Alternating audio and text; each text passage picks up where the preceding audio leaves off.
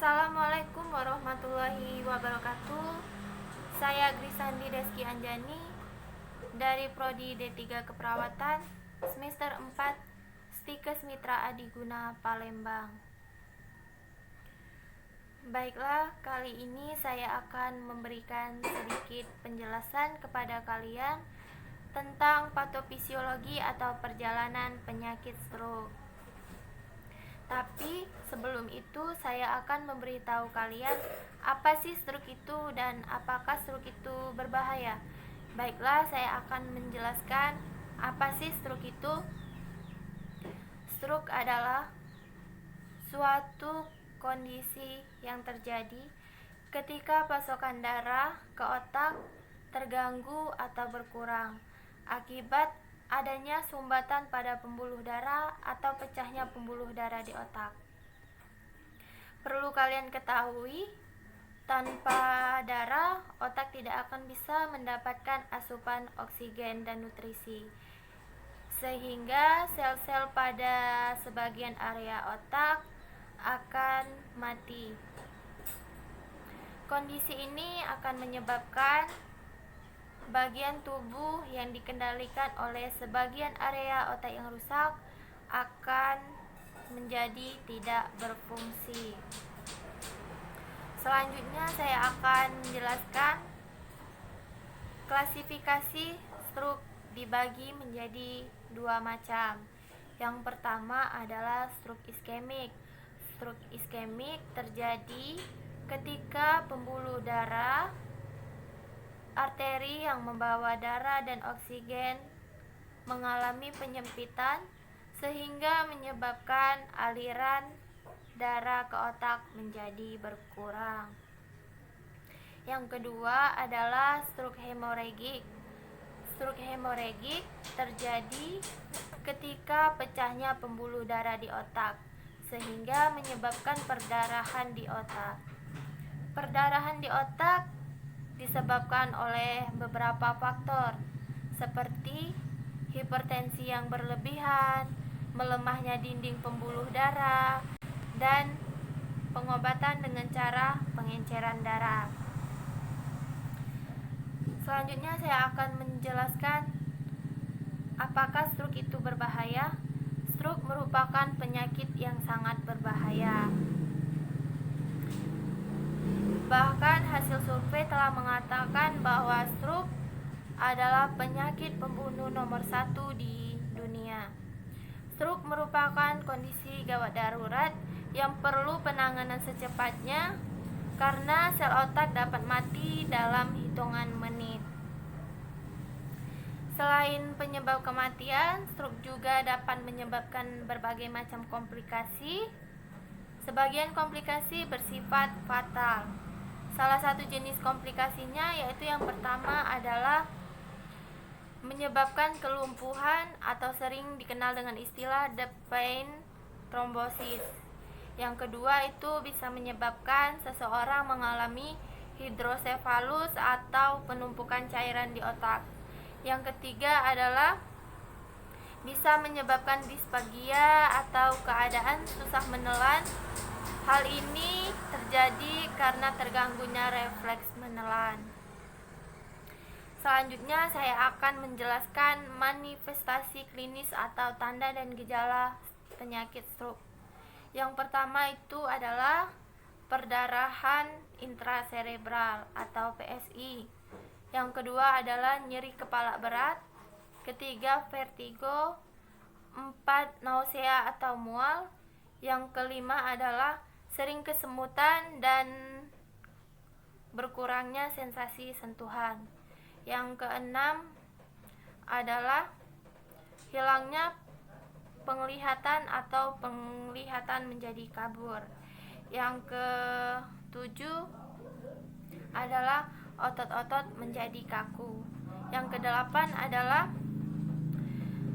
anggota badan terasa lemah atau mati rasa. Selanjutnya saya akan menjelaskan resiko tinggi stroke. Saya sedikit ingin memberi informasi Mitos atau fakta stroke hanya menyerang orang tua? Jawabannya adalah mitos, karena faktanya stroke bisa menyerang siapa saja di setiap saat. Berikut adalah faktor resiko tinggi stroke. Yang pertama itu faktor kesehatan, meliputi hipertensi, diabetes, obesitas, kolesterol tinggi, penyakit jantung seperti gagal jantung, penyakit jantung bawaan, dan infeksi jantung. Yang kedua itu adalah faktor gaya hidup. Yang pertama itu adalah merokok, kurangnya olahraga atau aktivitas fisik. Yang ketiga, mengkonsumsi obat-obatan terlarang. Yang keempat adalah kecanduan alkohol. Yang ketiga adalah faktor yang tidak bisa dirubah, yaitu keturunan dan usia. Selanjutnya yaitu pengobatan penyakit stroke. Pengobatan penyakit stroke iskemik dapat dilakukan dengan cara menjaga pola nafas dengan cara memberi terapi oksigen. Yang kedua, mengontrol tekanan darah. Yang ketiga, mengembalikan aliran darah. Selanjutnya, pengobatan stroke hemoragik. Pengobatan stroke hemoragik bertujuan untuk mengurangi tekanan pada otak dan mengontrol perdarahan.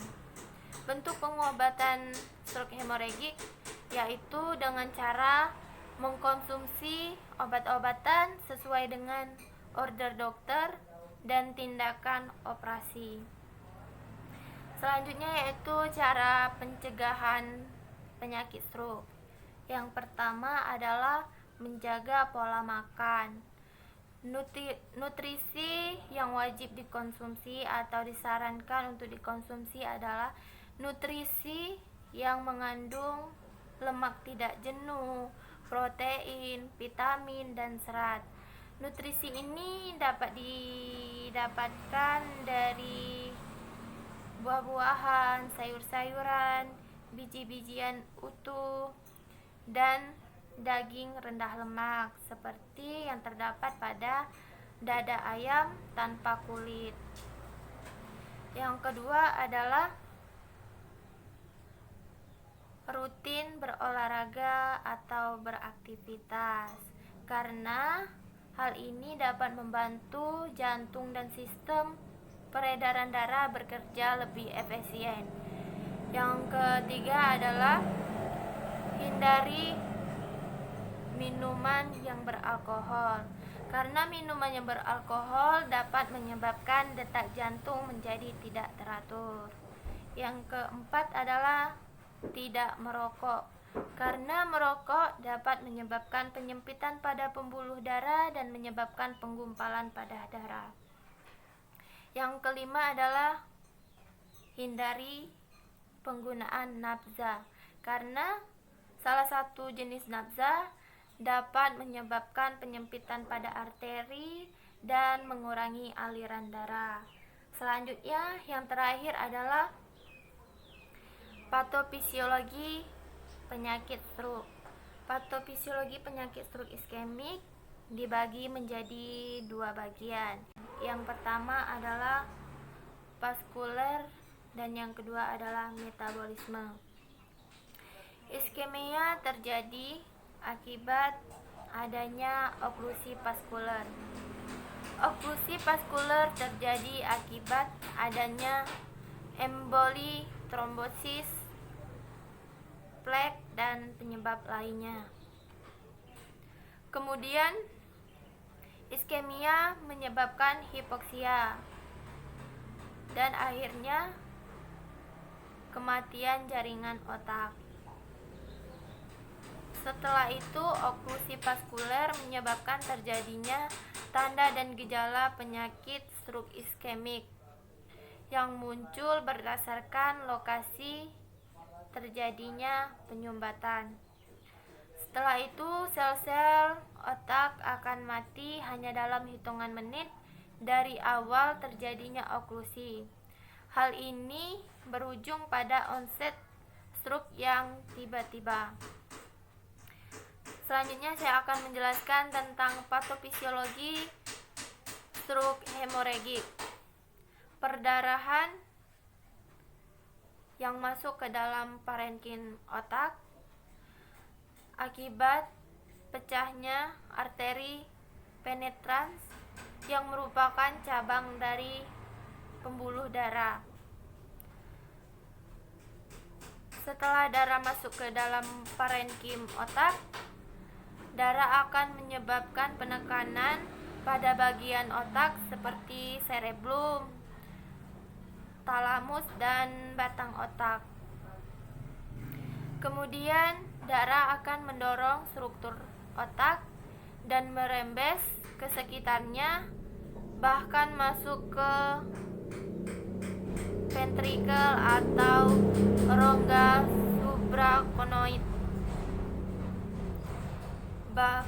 suprakonoid sampai bercampur dengan cairan cerebrospinal dan merangsang meningen. Setelah merangsang meningen, terjadi peningkatan tekanan intracerebral. Hal ini menimbulkan tanda dan gejala seperti nyeri kepala berat, mual proyektif, dan papil edema. Demikianlah penjelasan dari saya. Semoga bermanfaat. Lebih dan kurangnya saya mohon maaf. Kepada Allah saya mohon ampun. Saya akhiri. Wabillahi taufik wal hidayah. Wassalamualaikum warahmatullahi wabarakatuh.